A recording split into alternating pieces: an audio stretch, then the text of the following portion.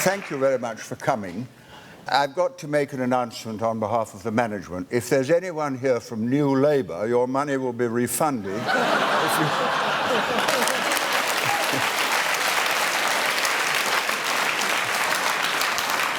If you leave quietly by the exit on the far right, headed the third way. But at any rate, if you forget all the hype, this is a public meeting. And the object is that I would talk for half an hour a bit, then we have an interval, and then I'll sit there and we'll have questions. And it is, for me, interesting because this theatre holds 1,000 people, so depending on your average age, there's between 40 and 50,000 years of experience in this theatre tonight. And all I have to say about myself is that I'll be 78 next birthday, I'm a grandfather and a socialist. That's all you need to know. And you can relax, because I'm not asking for your vote, I'm not a candidate, and I can relax because it doesn't worry me either. But this is the first political meeting that has ever been held in the Old Vic. And so the Old Vic opened in 1818, so I looked back to see what was happening politically in 1818. And very interesting, we had to deal with a very serious threat of terrorism. George Washington had overthrown George III, and in 1812 we burned the White House. That was the beginning of the special relationship. Then there was a very dangerous man with weapons of mass destruction, and we decided to send him to St. Helena. That was 1815. We had just fought, after 5 years in Nepal, we defeated the Gurkhas. That was a great achievement. There were riots in Islington because people wanted the vote. At that time, only 2% of the population had the vote. They were all rich white men. And the following year, habeas corpus was suspended to deal with the trouble. At Peterloo in 1819, 11 people were killed with sabre blows from the Hussars. And in 1840, we invaded Afghanistan because there was trouble from Iran, captured Kabul. In 1842, we retreated from Kabul and 15,000 British troops were slaughtered. So you see how different things are now from what they were at that time.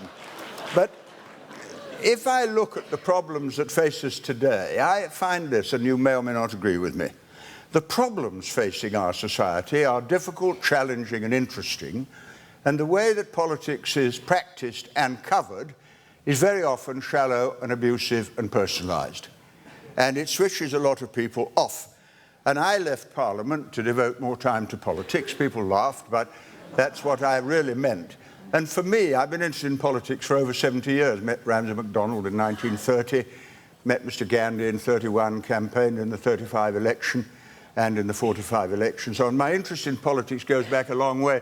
But now it is that I have 10 grandchildren, and I wonder whether they will have a job, a home to live in, education, health, looked after if they're unemployed, have dignity when they're old, and live in peace. For me, that is what politics is about. And that's how I would like these meetings to go, to bring politics back to where they belong with people. But for me, at any rate, after a long, long time in Parliament, the really big question is how much control do ordinary people have over the society in which they live? That was the question when there were the riots in favour of reform. People wanted to vote. And now people say, well, as citizens, even as members of Parliament, ministers, or perhaps even prime ministers, how much control do you really get? In short, what is the record of what we call democracy after we've had some experience of it? And for me in politics, the three questions always come to mind. Whatever happens, you say, what's going on, why is it going on, and what can we do about it? Those are the three key questions. And if you ask people today, what's going on, well, I'm not quite sure. Why? Well, no one's told me. What can we do about it? Probably not very much. And this is part of the explanation, I think, of what we call apathy, the feeling that somehow it's all got out of control. And I want to try, therefore, to look at the sources of power that do exist and see what prospects we have of seeing that they can't ignore us. And, of course, the most obvious source of power is military power. If you conquer a country, you absolutely have control of it. No democratic rights whatever. When Julius Caesar arrived in 55 BC, he introduced a single currency, which we still have, the penny, and he occupied the country. And when you conquer a country, then you control it. And the empires of the past were worked on that basis. When I was born in 1925, 20% of the population of the world was governed directly or indirectly from London. And during the war, I was a pilot in the RAF, and I learned to fly in Zimbabwe. Then it was called Rhodesia. And I must say that thought came back to me recently with the question of the elections in Zimbabwe. I'm no supporter of Mugabe, don't misunderstand me. But when we were there in Africa, when the Europeans were in Africa, we occupied the country, we stole the land, and we sold the people into slavery. And now we tell them that they must practice the highest democratic standards. Now that is something they remember, even if we're not told it. And my brother, who's a more scholarly man than I am, sent me a marvellous article from The Economist from 1848 on the slave trade. The Economist was a very wise paper, as you know. It said you can't abolish the slave trade because there are all these ignorant blacks in Africa with nothing whatever to do, and they're needed in the plantations of America. So, said The Economist, you should regulate the slave trade. And I thought of Chris Woodhead being in charge of off-slave, naming and shaming those slave ships where the sanitary arrangements fell below standard. But, you know, it is a fact that if you look at power in Palestine, the Palestinians, they have no state, no home, no government, nothing. And that, of course, is one of the greatest crises in the world. And so I'll come back in a minute to the American empire, but I think to understand the scope we have to control our lives, you have to recognize military power can do almost anything. Now, we are the last colony in the British Empire. Well, you know, they said the Queen Mother was the last Empress of India, said with a sort of nostalgia, as if they wished it hadn't changed. And when you get into Parliament, you have to take an oath of allegiance to the Queen. I swear by Almighty God that I will bear faithful and true allegiance to Her Majesty Queen Elizabeth II, her heirs and successors, according to law. Now, as an elected person, my allegiance was to my constituents and to my conscience, and not to somebody above. And Douglas Hogg, the Conservative member, did say in the debate recently, he said, what's allegiance to the Queen got to do with our work in Parliament? And so I'm in the embarrassing position, I have to tell you, I had to tell 17 lies on oath in order to serve in the House of Commons. And Dennis Skinner got round it a different way. He recited the oath, and then he said at the end, when she pays her income tax. And, and when she did, Dennis said, I told you, it was worth it, Tony. Actually, you know, we call ourselves the High Court of Parliament. And I suggested once that if we're the High Court of Parliament, we ought to swear a different oath to tell the truth, the whole truth, and nothing but the truth. But that wasn't taken very seriously. At any rate, that's power by military force. Now we come to the second power, which is power by ownership, because wealth and power are indivisible. If you've got a lot of power, it's easy to grab wealth. If you've got a lot of wealth, it's easy to get power. And if you're looking at it again historically, I mean, when William the Conqueror arrived, he stole the land. That's what Doomsday was all about. Stole the land, gave it to his Norman friends. And when I was thinking about privatization not long ago, I recall that, of course, the common land was once common land, and Parliament passed a series of enclosure acts to take the common land and give it to the farmers. And that's when privatization began. And then, of course, in the Industrial Revolution in the 19th century, there was a great deal of power, factory owners, and so on and so on. And now we live in a period of what is called globalization, where multinational companies are much, much bigger than many nation states. For my work as a Minister of Technology and Energy Minister, I used to deal with the oil companies, enormous companies. And I remember Henry Ford, his grandson, came to see me, and it was like an emperor visiting a parish councillor. He said, if you don't go into the common market, I shall close my plants in Britain. It was just absolute, straightforward threat. And the 200 biggest corporations in the world have a turnover as great as a quarter of the entire output of the world. The gap between rich and poor is wider than it was 100 years ago.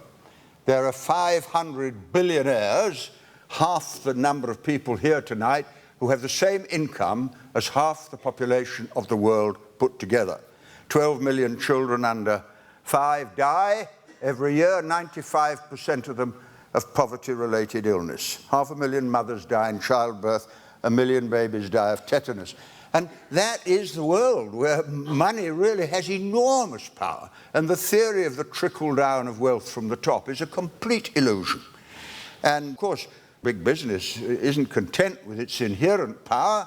It uses its money for political purposes. An old friend of mine, Jack Gilligan, who was the Democratic governor of Ohio in the United States, my wife's hometown, said to me a couple of years ago, he said, "Tony, there'll never be democracy in America when big business can buy both parties and expect a payoff whichever one wins." And, you know, a touch of that may possibly have spread in this direction.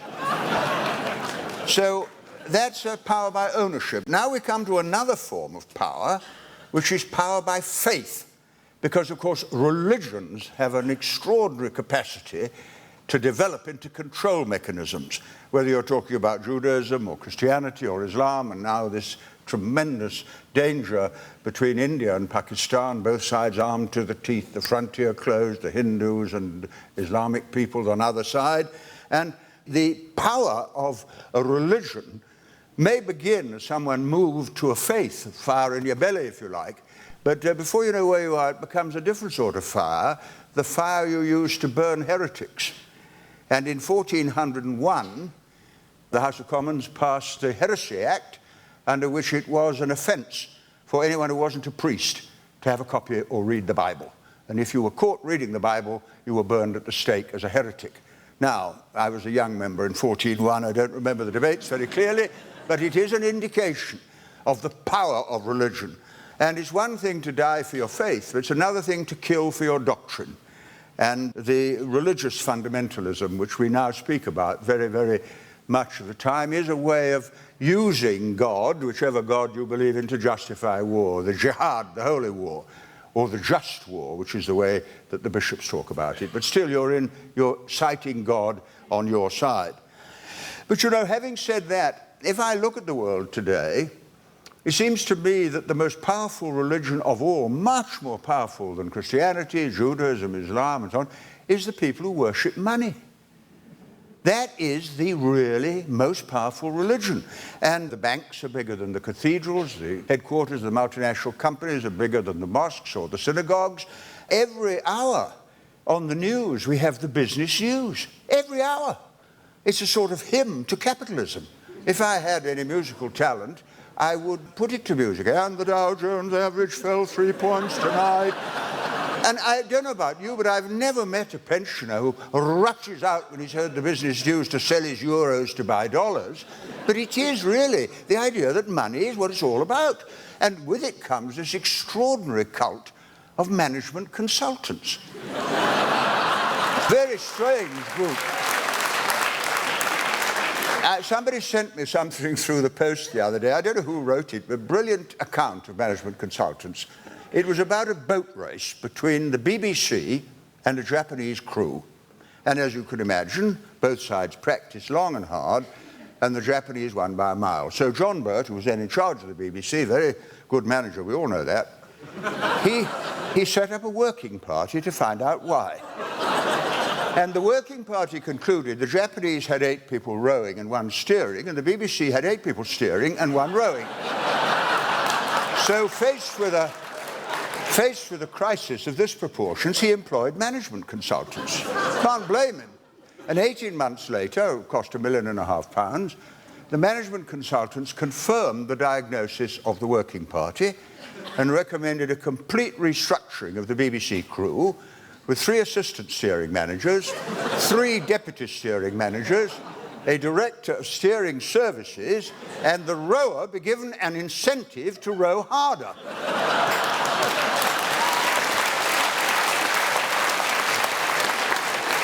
And they had another race, and this time they lost by 2 miles, so they laid off the rower for poor performance. And they sold the boat and used it for a higher-than-average pay award for the director of steering services. Now, you can laugh, but it's too close to be funny. Now, another form of power is power by knowledge. If you understand things, you've got more power than if you don't. And therefore, access to education is very important. And there is a theory, I think I share it myself, that all they really want to do is to educate an elite to run the world and train everybody else to take orders. And this is justified because there are apparently some specially gifted children. I don't know about you, I happen to have 4 of them. They've all had 4 gifted children. And when I was in Moscow at the time of the Soviet Union, I spoke to Mr. Strokin, who was the Russian Minister of Education, because they had special schools too. And I said to him, what is this? Well, actually, said Strokin, they're not for the specially gifted children. They're for the children of specially gifted parents. So anyway, education is a part of it. Then, of course, the other people who control what we know is the media. They give you an explanation on the Today programme, The World at One, and The World Tonight, and they explain everything. They give you an analysis of everything. You actually don't have to think unless you get a digital and have BBC 4. I'm a bit angry about that. Am I not allowed to think with BBC 1 and 2? But I haven't raised that yet with Greg Dyke. But they have access to the public. And I mean, I give you an example. There were 50,000 odd people in Trafalgar Square 10 days ago, last Saturday week, in support of Palestine. Not a word of what was said there was reported. All they showed was somebody burning Stars and Stripes, which I believe was done after the rally. They don't report things. There's a sort of rule in the BBC, never, ever, ever report a speech at a public meeting. And the other thing is they very, very much like violence. I was with Jack Jones, you know, the old Transport and General Workers Union General Secretary. He's 89, 90 now, I think. He's the president of the Pensioners' Convention. And I was with him in Blackpool last May, and there was a couple of thousand pensioners marching along the front, and we had a marvellous rally. And I said to Jack as we were marching, Jack, there won't be a word of this in the papers unless you take this brick and throw it through McDonald's.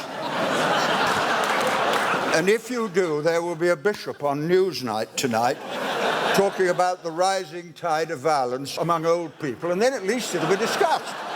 Because he didn't throw the brick and it wasn't covered. And so the access to the public through the media is of fundamental importance. I don't want a state-controlled media, but I do think people ought to have the right to be heard, and they aren't.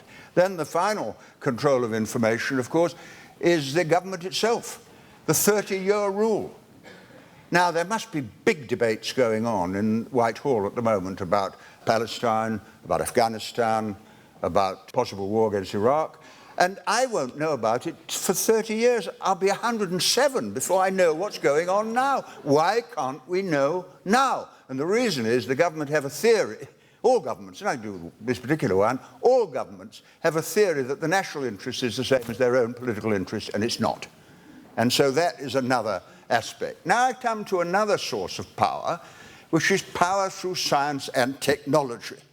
Because, as I mentioned earlier, if you know things, then you are better able to cope than if you don't. And in the old days, if there was a flood in a village, they'd kill a chicken or maybe even kill a person in the hope God wouldn't send them another flood. And then some bright spark came along and said, if you dam the river, there won't be a flood anyway. And therefore, science has always been very important. And, of course, political power comes from science. The engineers, I think, are the real revolutionaries. My mother was born in 1897. She died about 10 years ago. But I often used to think about what had happened in the course of her life in terms of technical change. When she was born, the fastest vehicle in the world was a train, 60 miles an hour, now 25,000 miles an hour for a spacecraft. When she was born, the largest number of calculations you could make was with beads on a board, you know, the old abacus. Now you can make 1 billion in a microsecond in a computer. When she was born, the largest number of people you could address was by shouting. Now you can address the population of the world. And she was born, the largest number of people you could kill at one go was with a Lewis machine gun until the belt of ammunition ran out. Now you can kill millions and millions and millions of people. And this is a fundamental change in the way in which society is run, and it explains so much of what's happening. And it does create technological gaps between what you can do and what you actually do. Generational gaps. All my grandchildren understand the world far better than I do. This theory, don't teach your grandmother to suck eggs, is a load of rubbish. If I couldn't ring up my grandchildren when my laptop crashes, I'd be completely lost. And also, it creates an expectation gap. I don't know if you remember, but years ago, the Russians put a tracked vehicle on the moon.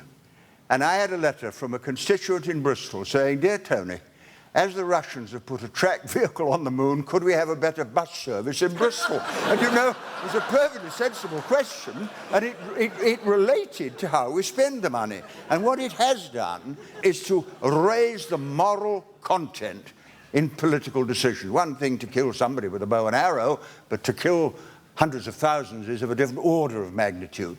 And therefore, the political choices involve a much higher moral element in them than they did before. Now we come to another source of power, and here we're getting a bit closer to ourselves, the power you can acquire by self-organization. It's a very recent development. If you look at our history, and I'm not a historian, there have always been people complaining about injustice, slavery in Britain, feudalism, where people lived until quite recently in tied cottages. If you lost your job, you lost your home and were thrown out. And in the Peasants' Revolt, 1381, the Reverend John Ball said, "Things will not go well in England till all property is held in common." 1381, long before Marx started writing in the British Museum. And in the English Revolution, the Levellers said, "The earth is a common treasury. It is a crime to buy and sell the earth for private gain." An early environmental movement. And then you had Tom Paine, who said, "My nation is the world, my religion is to do good." And it wasn't until about, 1830, about 180 years ago, that when the trade unions were born, the demand for democracy became strong. I go, and many of you, some of you may have been to Tolpuddle. Tolpuddle martyrs formed a trade union. Of course, that was illegal. They were taken to Dorchester. They were sent to Australia.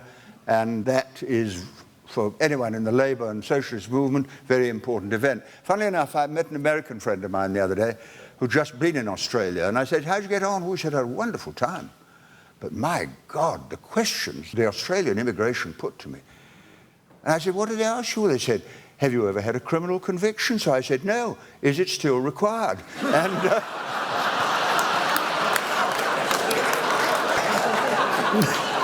it was when the Tolpuddle martyrs organized the trade unions, they realized, of course, all very well having a trade union, you were stronger against your farmer, but all the laws were made in Parliament, and we must be represented. And the Chartists followed from Tolpuddle.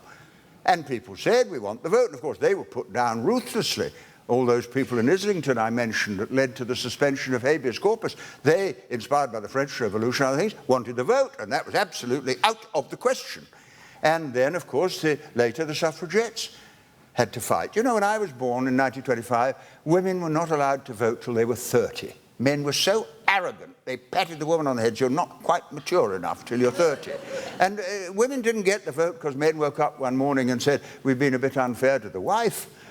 The suffragettes chained themselves to the railings, one of them in the House of Commons. They were arrested, they were convicted, they went to prison, they went on hunger strike, they were forcibly fed, and there was such a row that women got the vote. But it all came out of the determination of people to be properly represented. And the Labour Party emerged from all that because when their trade unions had been established and the vote was there, then working men and women said, "Now we want to be represented in Parliament." And Keir Hardie, one of the early Labour members of Parliament, said the Labour Representation Committee is Labour's answer to the Federation of Masters and Trusts. And that's where my conviction is about. People speak, if you hold the views I hold, as if you were a rebel. I'm not, I'm a traditionalist, but of a different tradition. Not the tradition of bowing and scraping to somebody better than yourself, but the tradition of fighting for human rights and democracy and freedom and internationalism. And of course, all the colonial liberation movements, which also wanted independence and democracy, they were repressed. And all revolt was described as terrorism. I spoke in Trafalgar Square in 1964 in favor of a very well-known terrorist. I was denounced in the tabloids, as you could expect. Next time I met him, he had a Nobel Peace Prize and was president of South Africa. And that is the way they were described. And indeed, Mr. Gandhi, who was a believer in non-violence, I met him in 1931, and he'd just come out of a British prison, just going back into a British prison. And you know the old story. A journalist said to him, "What do you think of civilization in Britain, Mr. Gandhi?" And he said, "I think it would be a very good idea." So, you see, all these processes of self-organization, that's what it was about, self-organization, led to some beginnings of democracy. And when people had the vote, then of course they wanted to use it to buy with the ballot paper what they couldn't afford personally. And that's why the great flowering of municipal democracy in the 19th century, long before the Labour Party was formed, if you look at Birmingham, after the Municipal Corporations Act of 1837, what happened in Birmingham was municipal hospitals, municipal housing, municipal gas, municipal electricity, municipal transport, municipal museums, and municipal art galleries. It was a flowering of human life through the ballot paper. And that is what it was about. And there was representation, accountability, and I offer you modestly 5 questions that I developed in my life about how democratic anything is. If you meet a powerful person, ask them 5 questions. What power have you got? Where did you get it from? In whose interest do you exercise it? To whom are you accountable? And how can we get rid of you? And that last question is the democratic question, because if you can't get rid of people, then they don't have to listen to you. And that is what it's all about. And of course, in the Labour Party, the idea of cooperative ownership and municipal ownership and public ownership was the idea that you should have some democratic control of the economy because there's so much power rested there. If we now go beyond that, let's see how international structures developed. In the 19th century, when the old Vic was founded, the concert of Europe, the European powers would carve up Africa and decide everything. And then the League of Nations after the First World War, and then came the Second World War. I lived in London during the Blitz. I used to go down a shelter every. I was born where the Millbank Tower was built. Extraordinary. There's been a change of thinking there since I left. But I used to go every night down to Under Thames House, come up in the morning, and 500 people killed one night in 1940, just by St John's, Westminster, see London burning. I lost a brother and many comrades in the war. And so when I came back from the war in 1945 as a young pilot, I was deeply moved to hear the words of the Charter of the United Nations, which are inscribed in my mind. We, the people of the United Nations, determined to save succeeding generations from the scourge of war, which twice in our lifetime has caused untold suffering to humankind. Now that was the pledge that my generation gave to the younger generation, and that was the beginning of something of enormous importance, because it was a pledge to find an alternative to war. And I quoted the UN Charter, but the UNESCO Charter is just the same. It says, the governments of the Constitution on behalf of their peoples declare, since wars begin in the minds of men, it is in the minds of men the defences of peace must be constructed. And that does highlight what I believe, which is the power of the media. Oh, Mick McGaugh here, the old communist leader from Scotland, a miners' leader whom I knew and loved, he said, I'm not afraid of weapons, Tony. I'm afraid of the people who want to use them. And I think the power of the media to whip us up to war is one of the most frightening things of all. So at any rate, that's how far we made some progress. And now you have to look and see what's happened since those developments took place that erode the democratic rights we have, because they are being eroded. I think the Cold War played a very significant part in that. We were told the Red Army was going to arrive in London, take over the old Vic, there would be lessons every night on Lenin and Stalin and so on. I don't actually believe that was the case, but I think it was easier to present the challenge of socialist ideas in terms of a military threat. So if you criticize capitalism, you're an agent of the Kremlin, you're working for the KGB and so on. But it certainly crushed a lot of independent thought that went on. And of course, globalization now has had a tremendous effect on democracy because power has moved. The World Trade Organization, nobody elected them. They have enormous power. The IMF, which has just virtually destroyed the Argentine, nobody elects them, and the European Union as well. I was a member of the Council of Ministers for 4 years, and in the period in 1977 of the British presidency of the European Union, I was the president of the Energy Council of Ministers. And it was an extraordinary experience, because the only committee I've ever attended in my life, where even when I was president of it, I wasn't allowed to put a paper in. I had to wait for the Commission to put a paper in. And they talk about a European Parliament, but the European Parliament doesn't pass the laws at all. The European Parliament is an advisory body. The laws are made by the Council of Ministers, in secret. The only parliament in the world that meets in secret. And it can pass laws that repeal our laws and impose new laws on us without ever going through the British Parliament, the French Assembly, or whatever. And this is, in my opinion, because I'm not a Eurosceptic or anti-European in any way, but I'm not going to be governed by people I can't get rid of. And that is the issue that we will have to face when the time comes. And centralised executive power is going on everywhere. There was a Labour minister who said the era of representative democracy is coming to an end. And I think I know what he meant. Because Parliament is now really in decline in terms of its power. It could restore the position if it chose to do so, but no vote before we went to war with Afghanistan. That's a royal prerogative. And the cabinet plays a much smaller part, I think, now than in the days when I was there. I believe it meets for 20 minutes or half an hour to hear what's been decided. But I looked up my diary. I'm not making fun of it, probably happening under all governments. I looked up my diary. In January 1968, there were 8 full-day meetings of the cabinet, morning and afternoon. And by God, it was time-consuming, but at least the decisions were collective, and if you were outvoted, which I often was, you were committed because you participated. And I think that this process is getting to the point where it does threaten our claim to be a fully democratic society accountable to and representing the people who vote for it. And it's happening in the Labour Party as well. The growth of patronage, the power of number 10, and Prime Minister's questions. You know, I don't know if you ever watch it, but there are a lot of planted questions. Could I trouble my right honourable friend to remind us of his latest triumph since last Wednesday?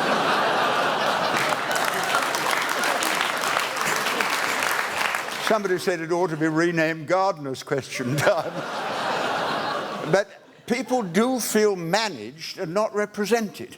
I mean, even the members of Parliament feel managed, because when I was a member of Parliament, I used to get a fax every day from the Millbank Tower. They were very thoughtful. They drafted press releases in my name. The fax would start clicking away, and it would say, Tony Benn welcomes, whatever the latest gimmick was, compulsory homework for pensioners or something, and it would come out of and I would be asked to pop it back in the fax machine to the Derbyshire Times. And I did once say that I felt I'd get told what to say. I said I feel more like an Avon lady than a member of Parliament. And blow me down, I got a furious letter from the managing director of Avon for comparing. He sent me a huge pile of cosmetics, which I suppose I should have reported to Elizabeth Filkin, but I didn't get round to it. Now we come to really where the real power in the world is coming from, and it is, of course, the United States. I mean, however you look at it, you simply cannot deny the fact that the United States is the largest empire the world has ever seen. I have a list here which somebody sent me of the 19 countries the Americans have bombed since the war. China, Korea, Guatemala, Indonesia, Cuba, Congo, Peru, Laos, Vietnam, Cambodia, Grenada, Libya, El Salvador, Nicaragua, Panama, Iraq, Sudan, Afghanistan, and Yugoslavia. Now, that is quite a big imperial record. And if you read the American documents that come from the Defense Department, there's one on what they call full spectrum dominance. This was issued by the Department of Defense 2 years ago in Washington. The label full spectrum dominance implies that US forces are able to conduct prompt, sustained, and synchronized operations with the combinations of forces tailored to specific situations and with access to and freedom to operate in all domains: space, sea, land, air, and information. Now, that is what they mean by full spectrum domination, and it is a very, very powerful force. But not to make it in any sense anti-American, let me quote another American president. This time, Dwight Eisenhower. I was outside the American embassy yesterday morning in a vigil, and there was Eisenhower's statue. This is what Eisenhower said, a Republican president.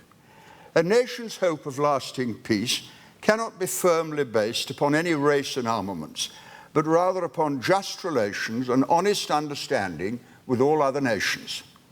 In the light of these principles, the citizens of the United States defined the way they propose to follow through the aftermath of war, through true peace, a way faithful to the spirit that inspired the United Nations. And then he wanted to say this, incredible when you think of it, statement you might think was made by a left-wing idealist Christian. This is what Ike said. Every gun that's made, every warship launched, every rocket fired signifies in the final sense a theft from those who hunger and are not fed, those who are cold and are not clothed. The world in arms is not spending money alone, it's spending the sweat of its laborers, the genius of its scientists, the hopes of its children. The cost of one modern heavy bomber is there's a modern brick school in more than 30 cities. Now, you know, to read that, and after all, Ike served as a lieutenant colonel in the First War, and in the Second War, commander of shape, it reminds you that generals who've seen war hate it most. And so indeed he did. And so these are things we have to learn to cope with. How do we deal with it?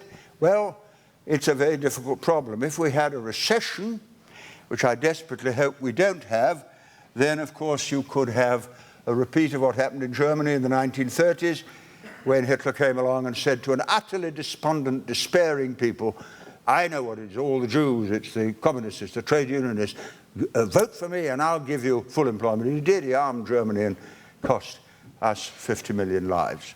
And the first speech I heard in Parliament when I went there, 1937, would that be 65 years ago, I heard Churchill warning of the dangers of Nazi Germany at that time when the policy of the government was appeasement. And if you get recession and unemployment, it leads to nationalism and racism. When I look at the anti-globalization movement, which is on a huge scale in the United States, in Latin America, Argentina, Brazil, all over the world, it seems to me that it is embryonically a movement for democracy as comparable in importance to what the Chartists were doing in 1848. And what they've done is very interesting. They have brought together so many different, the peace movement, the environmental movement, the trade union movement, all these movements are coming together. And it's based on the issue of who controls the world. Now, it was said a few years ago, there is no alternative. I think that was one of the most powerful political statements I've ever heard in my life. Because said to, whatever you do, however hard you try, no good, you'll never succeed, don't even try. And in the Porto Alegre conference in Brazil, which occurred recently, they said another world is possible. And what a different perspective that is. And you've got to address people through their own experience. You don't go lecturing them. I went last year to a socialist conference, which I go to every year, and I love it. And there was a young lad whom I deeply respect, and he said, we're all victims of capitalism, we must smash the state. And I thought, well, if an old lady comes to me in Chesterfield and says, Tony, I'm 80 now, my husband's just died, I need a bungalow, and I said, you're a victim of capitalism, we must smash the state, she'd say, that's tremendously interesting, but what are the prospects for a bungalow?